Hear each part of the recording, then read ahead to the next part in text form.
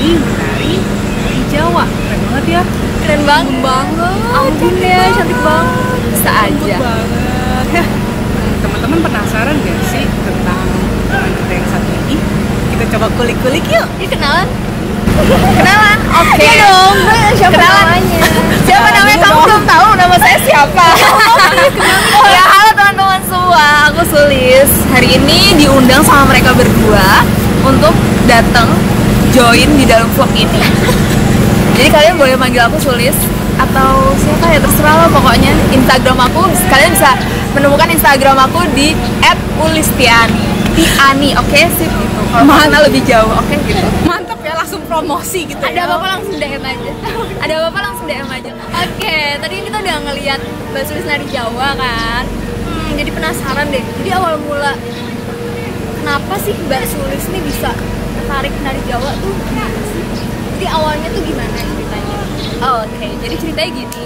Dulu kata ibuku, aku tuh kalau misalnya ngeliat apa sih namanya tontonan di TV itu kan dulu di TV di TVRI sih ada tontonan tuh ludruk atau segala macam. Nah itu tuh aku suka ngikutin yang nari-nari gitu. Terus ibuku penasaran, duh nih anak kok kayaknya harus dimasukin sanggar nih biar bisa belajar nari gitu. Gak bakat juga sih waktu itu ngelihatnya, emang kan ibuku ngerasa nih anak harus disalurin jiwa pecicilannya gitu daripada ternyata mbaknya petakilan juga Sama kita ya.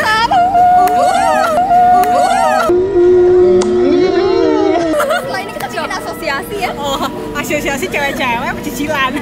Nah itu dia. Habis itu ada waktu TK, waktu itu aku masuk TK, temanku itu di SD, temanku udah SD, temanku tuh bawa formulir sanggar yang isinya tuh brosur sanggar tari Nusantara gitu-gitu segala macam. Terus dibawa ceritanya dia tuh pengen daftar nari, tapi dia ngajak aku gitu. Dia bilang, "Sulis ayo mau nggak temenin aku belajar nari gitu-gitu." Terus ibuku langsung, wah pas dilihat harga apa sih biayanya terjangkau, terus tempatnya juga deket segala macam. Ya udah mau lah. Temenku nggak jadi latihan, malah aku yang latihan di situ. Oh bisa gitu ya. Nah iya, jadi pertama kali basic yang aku pelajarin itu tari Jawa gaya Surakarta. Jadi teman-teman harus tahu nih, kalau misalnya tari Jawa klasik itu tuh nggak tari Jawa klasik ya. Tari Jawa kan macam-macam, ada yang kreasi baru, ada yang pesisiran terus segala macam. Tapi kalau tari Jawa klasik itu biasanya dibagi dua nih. Sebenarnya 4, cuman yang terkenal tuh 2, gaya Solo atau Surakarta sama yang gaya Jogja. Nah yang tadi aku bawain itu gaya Solo alias gaya Surakarta itu. Nah itu namanya tari Gambyong Pariano. Tuh, nari sejak TK itu. Dan kenapa Jawa? Karena ya memang basic pertama aku tuh tari Jawa. Jadi aku diajarinnya pertama tuh memang tari Jawa tuh sampai aku kelas berapa ya? Sampai aku kelas 5 SD kalau nggak salah. Kelas 5 atau kelas 6 aku lupa. Lalu seiring berjalannya waktu, aku sekalian cerita perjalanan nari aku, boleh gak sih? Jadi sebenarnya kalau dibilang aku tuh Jawa banget, penari Jawa banget tuh enggak juga gitu. Aku belajar tarian lain juga gitu. Kirain spesialis tari Jawa kan. Tapi di tempat itu emang hanya khusus tari Jawa kah atau Nusantara, tapi basicnya Jawa gaya Surakarta gitu. Nah, terus pas mulai kelas 5 masuk kelas 6 gitu kan Jakarta tuh mulai tumbuh dan berkembang, dan aku juga udah mulai besar kan. Ya kita nggak bisa memungkiri lah ya, Pola kan juga penari-penari PY gitu. Apa sih penari-penari panggung gitu. Permintaan banyak kalau di Jakarta itu kan pasti tari Betawi. Maka dari itu sanggarku juga mengajarkan tari Betawi, dan mulai dari situ aku banyak belajar tari Betawi. Itu sampai kira-kira SMP aku belajar tari Betawi, banyak belajar tari Betawi. Sempat juga belajar tari Bali juga, tapi nggak terlalu mendalami. Japongan juga, tapi nggak terlalu mendalami. Terus sudah sampai SMP. Nah SMA waktu itu lagi hitsnya tari Saman. Iya. Bukan Saman sebenarnya, Ratu Jaro. Tapi orang ngomongnya Saman. Si cewek yang nariin ya.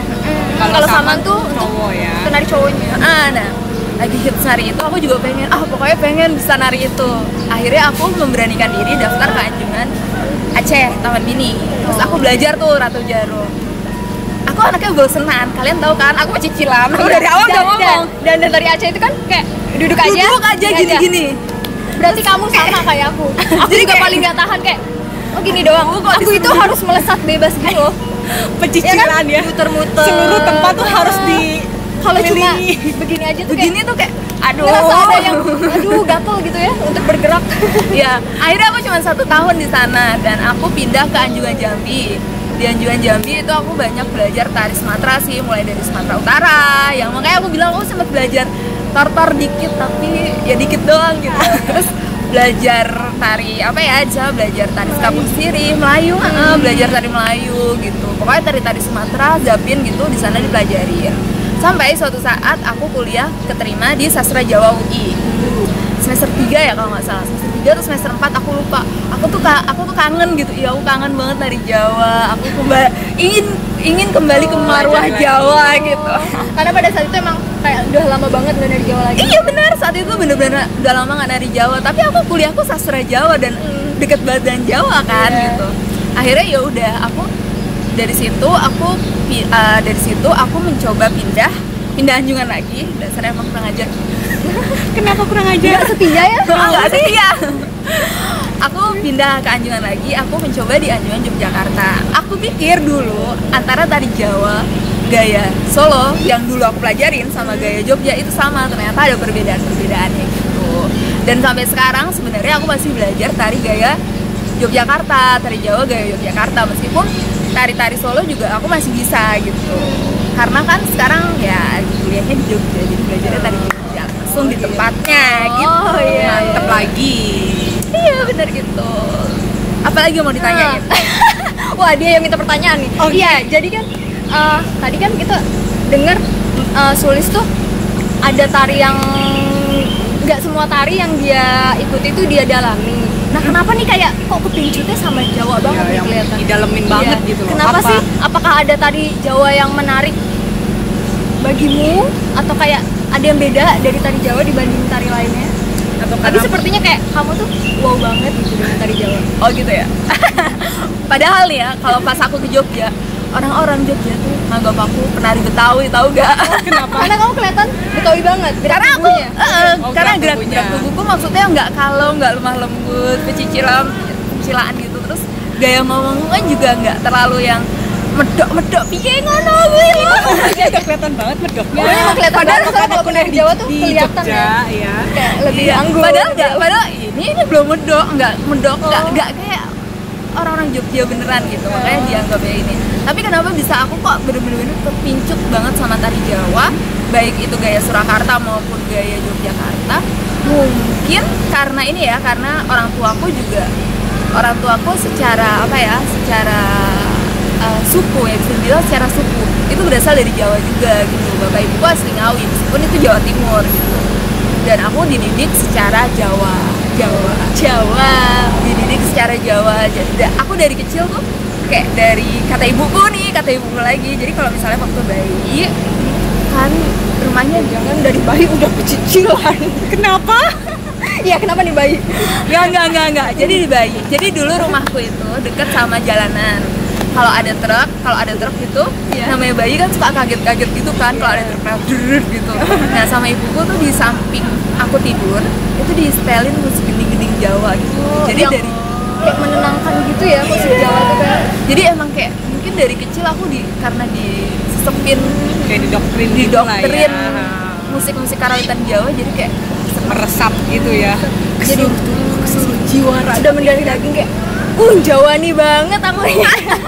padahal kalau kata orang Jogja gak ada Jawa-Jawanya sama sekali. Oh ya ampun. Tapi tadi penghayatannya ketika menari, Kalau anggun sih kita Ih, beda banget. Oh iya, tadi aku penasaran tuh, kan dibilang ada macam-macamnya, tari Jawa ada, tari Jawa, Jawa klasik gaya Jogja terus sama yang gaya Surakarta tuh apa sih membedakannya?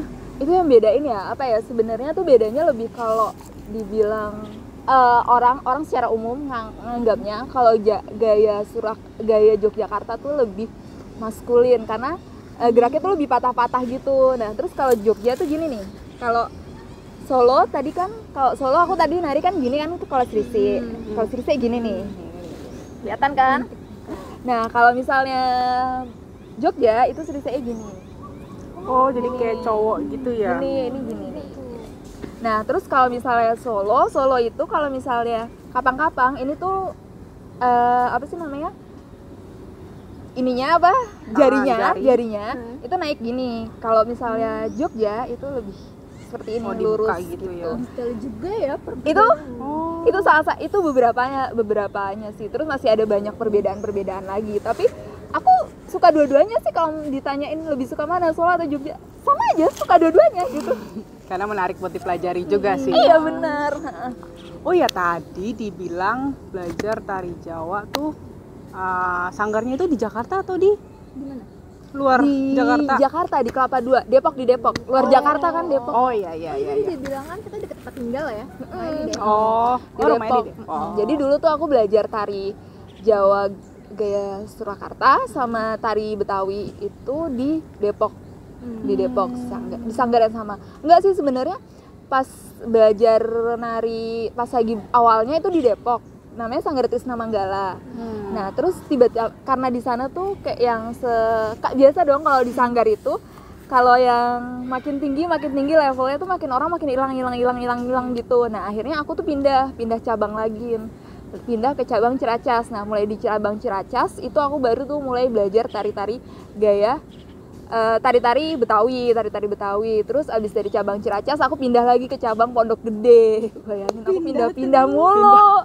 Karena bener-bener emang pengen nyari ilmunya gitu loh. Karena kalau misalnya aku stay di situ, Iya bener sih. Nanti nggak berkembang ya. Nggak berkembang gitu. Jadi aku nyari temen yang biar bisa buat belajar gitu. Ya namanya juga penari, kita harus terus berkembang, nggak cuma dalam Siap ya satu. beradaptasi di mana. Yes, betul banget. Kita harus belajar, ini kita harus belajar.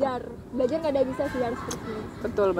Nah itu, terus baru habis itu aku aktif di Taman Mini. Kalau sekarang ini aku lagi belajar di salah satu yayasan Sasminto Mardowo di Yogyakarta. Itu kayak sanggar tari klasik yang cukup fenomenal lah di Jogja. Wow.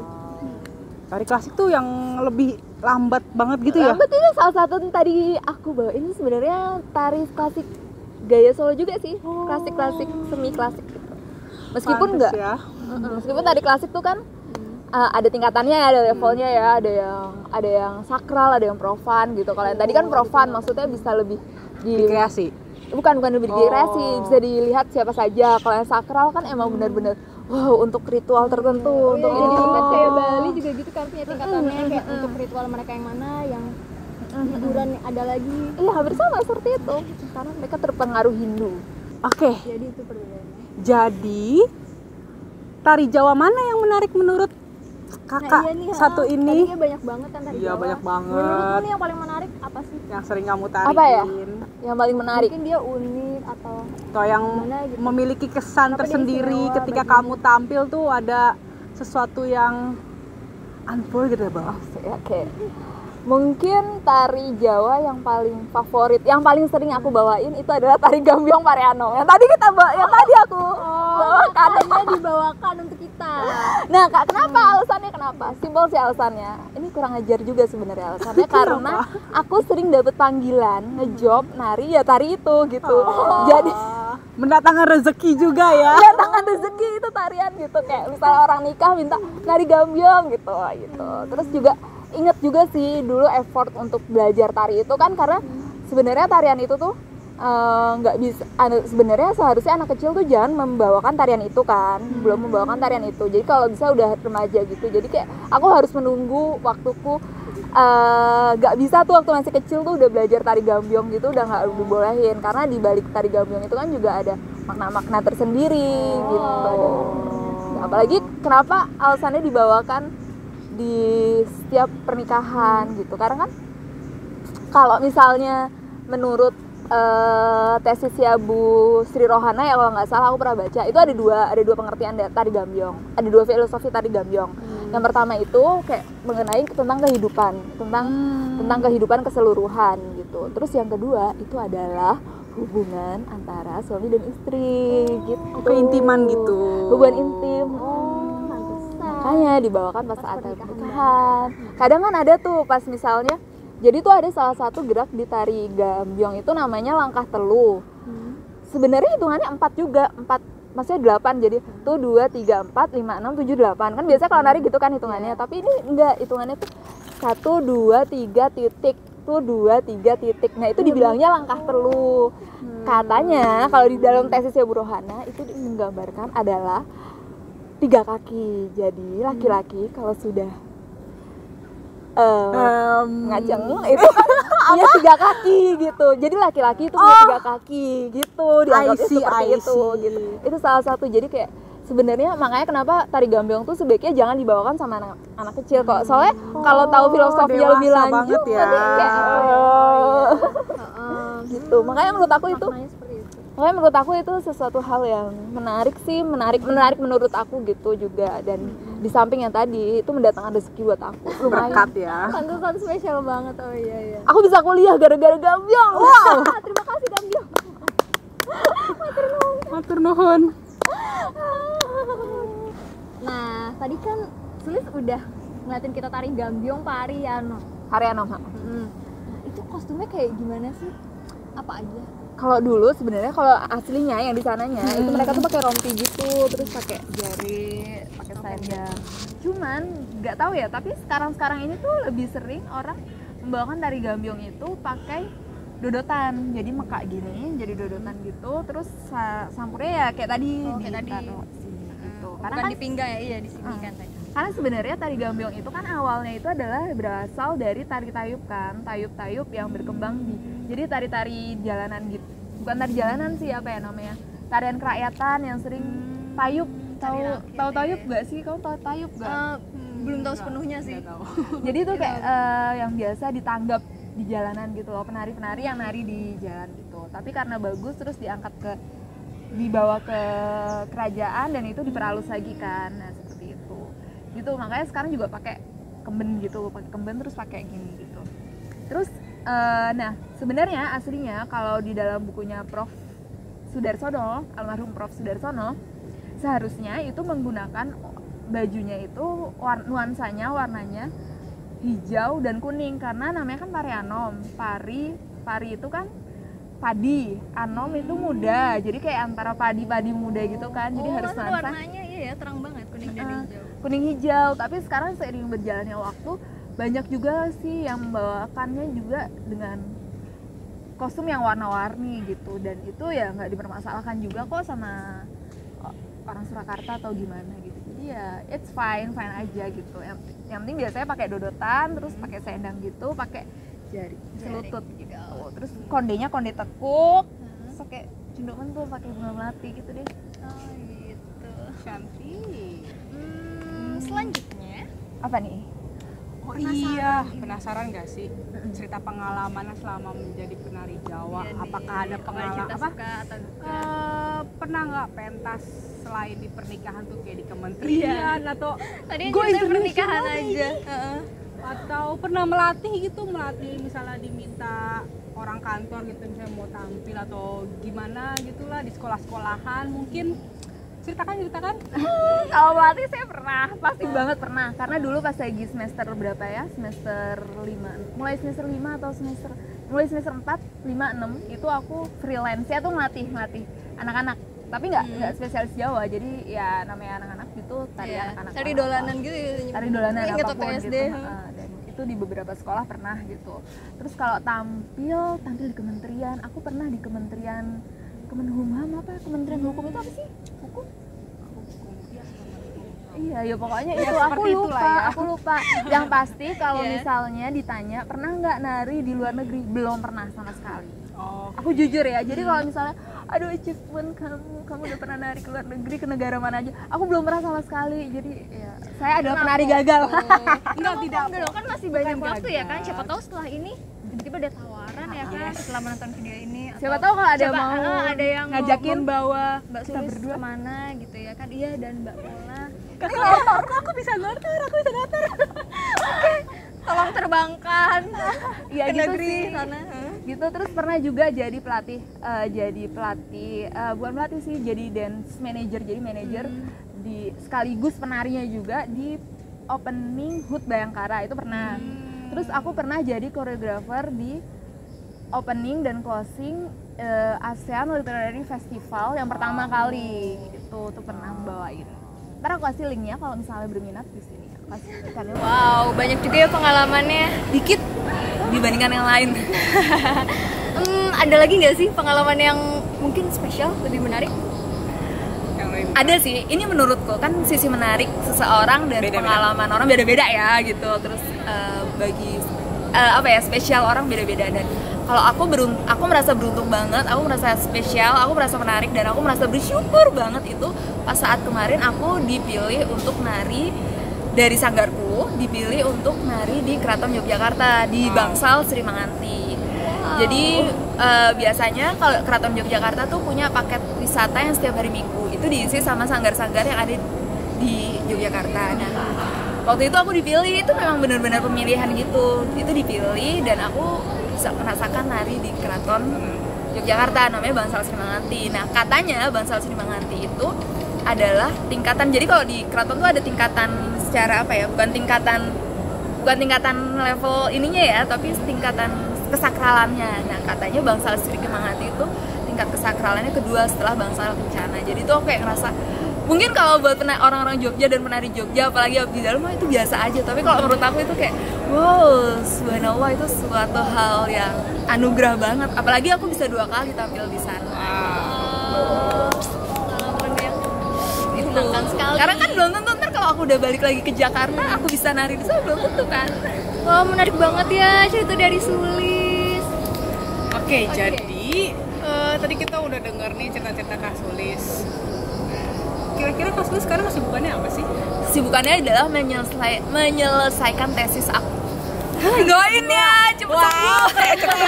Doain cepet selesai. Wah, ngelawak nih ya. Tesisnya bahas apa nih Kak? Kepo dong, kepo. Tesis aku membahas tentang tari Srimpi Pandelori gaya. Wow, Yogyakarta. tari Srimpi. Karena aku jurusanku kan pengkajian seni pertunjukan dan seni rupa. Jadi aku mengkajinya, fokusku ke dalam tari juga. Keren banget. Sukses Wah, terus. keren banget. Semoga cepat lancar-lancar selesai semuanya. dan ilmunya Kabarin kalau udah berguna. selesai. Berguna ya, amin amin amin. Dan semoga segera terwujud ya. Apa? Yang ingin dituju tadi harapannya. Go international. Aku sebenarnya lebih pengen punya studio tahu. Iya, udah kita amini bersama ya. Rasanya rasanya Oke, mari kita doakan bersama semoga terwujud ya. Amin. Oke. Nah, kita udah denger banyak cerita menarik dari Sulis. Gimana kalau kita coba pelajari tari gambiong tadi? Ah, bener Kayak gimana banget. sih Ajarin kita tutorialnya? dong. Oke, boleh kalau Aku gitu. kan biasa tortor. Iya gitu. Seberapa kakunya aku? Bawa selendang Ingin nggak? tahu seberapa anggunnya? Bawa selendang nggak? Bawa selendang nggak? Nggak bawa ya? Kamu udah bawa. Aku bawa selendang. Yuk kita coba yuk. Kita mulai yuk. Oke deh teman-teman, terima kasih banyak ya udah menyaksikan kita. Ditunggu video selanjutnya dengan narasumber yang berbeda lagi, dengan pembahasan budaya-budaya lain yang lebih menarik lagi. Terus kalau teman-teman ada penasaran dengan budaya tertentu, boleh di komen di bawah. Kita mau bahas apa, boleh banget. Ditunggu sarannya, masukannya, dan segala macam. Sampai jumpa lagi, mau lete godang. Matur nuwun. Hatur nuhun. Dadah. Oke teman-teman, sekarang aku mau ngasih tutorial salah satu ragam dari tari Jawa klasik gaya Surakarta yang ini biasanya digunakan pada saat keluar dan masuknya tari gambiong. Yang tadi seperti udah kita obrolin tadi loh. Kalian berdua udah siap kan? Sudah dong. Siap dong. Oke, teman-teman juga boleh ikutan yang di rumah yang nonton ini kalau mau ikutan, kalau enggak juga nggak apa-apa sih. Sekarang kita mulai dari kaki. Oke. Kakinya tepuk kiri, hap. Jangan lupa merendah dikit ya. Tepuk kiri, gedruk kiri. Ditaro, tepuk kanan, hap. Gedruk kanan. Maju, merendah. Jinjit agak merendah, muter. Nah, sekarang tangannya ya. Tangannya tepuk kiri, kaki kiri yang ditutup tadi. Terus tangannya tekuk kiri, minta, taro, ambil, puter. Oke? Langsung ya dua-duanya ya. Oke. Pakai tangan dan kaki barengan, yuk. 5, 6, 7, 8. Tangannya dulu yang lupa, tangannya siap di sini. 5, 6, 7, 8. Tepuk kiri, gedruk kiri, tepuk kanan, gedruk kanan, maju, hop, muter.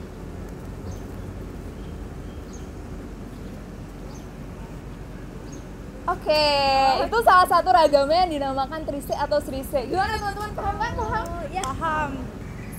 Udah bisa kan semuanya? Sudah. Udah, oke. Jadi sekarang aku punya tantangan baru, yaitu mengajak mereka berdua nari bareng. Jadi abis ini, setelah tutorial yang tadi aku ajarin, aku akan memberikan gerakan baru, tapi aku nggak akan ajarin mereka. Jadi kita lihat aja mereka kira-kira gimana ngikutin aku. Semangat, semangat, semangat. Oke, semangat dong. Selalu dong. Oke. Oke. Siap ya, 5, 6, 7, 8.